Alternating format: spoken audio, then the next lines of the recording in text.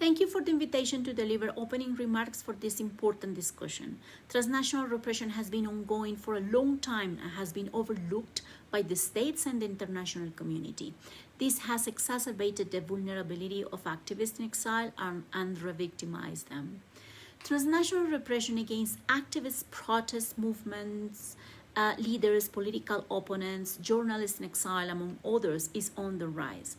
As we have seen in many cases, including from the MENA region, transnational repression is a tactic that has been employed by the state's apparatus to target dissidents and political opposition in exile, which is often part of a broader campaign of state repression aimed at silencing dissent and clamping down civic freedoms and rights.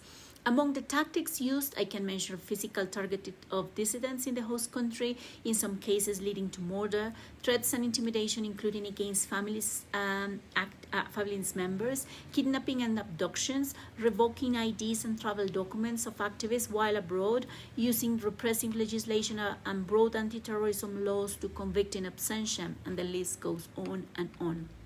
In some cases, states have targeted activists' family members at home, imposing on them travel bans or arbitrarily detain them as a coercive tactic to pressure activists in exile into silence, also as act of reprisal for its human rights work from abroad, or to coerce the exile activists to return in order to be detained. One such case includes the arrest and ill treatment in detention by Bahrain authorities of a relative of a human rights activist, Mr. Saeed Ahmed al-Wadai, as a reprisal for his cooperation with the human rights mechanism of the UN. Activists subjected to abductions or forced rendition upon such tactics are at risk to prolonged arbitrary detention, enforced disappearance, torture, summary, or extrajudicial execution. It is also concerning that many host countries fail to provide adequate protection to exile activists, or at times they enable or are complicit in the transnational repression instigated by home countries, including colluding in abductions. One of the most prominent cases was the brutal murder of the dissident and journalist Jamal Khashoggi inside the Saudi Arabia Istanbul consulate in 2018. Despite the calls included by the UN Secretary General and the High Commissioner of Human Rights, almost 6 years later, there is not full accountability on this case. The lack of accountability in the majority of cases of transnational repression are empowering states to continue with this unlawful tactic with complete impunity.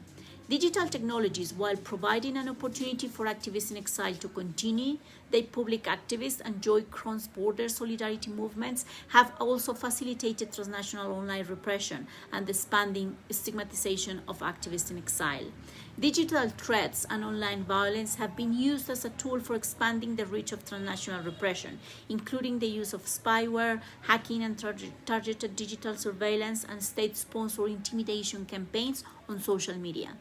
In particular, women, girls, and others facing discrimination and gender-based stigmatization, including LGBTIQ plus persons, are more likely to be targeted on account on their public activism.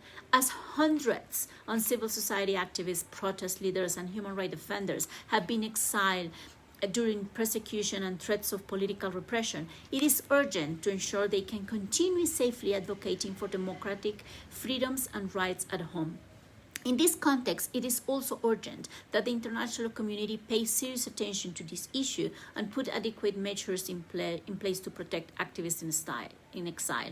Host states should develop strategies in consultation with affected civil society to support activists fleeing emergency situation and political persecution, including effective protection from extraterritorial repression. And also they need to ensure that they are not complicit in human rights violations such as torture due to rendition of activists. Accountability should be strengthened against practices of transnational repression, which is key to deter this harmful practice. I urge the authorities in the MENA region to comply with their human rights obligations and halt repression on civil society at home and abroad. States should refrain from using counterterrorism and other broad legal measures for targeting civil society, and immediately release all political activists and those detained for exercise their fundamental freedoms, such as in Bahrain and the UAE. Thanks again for the invitation.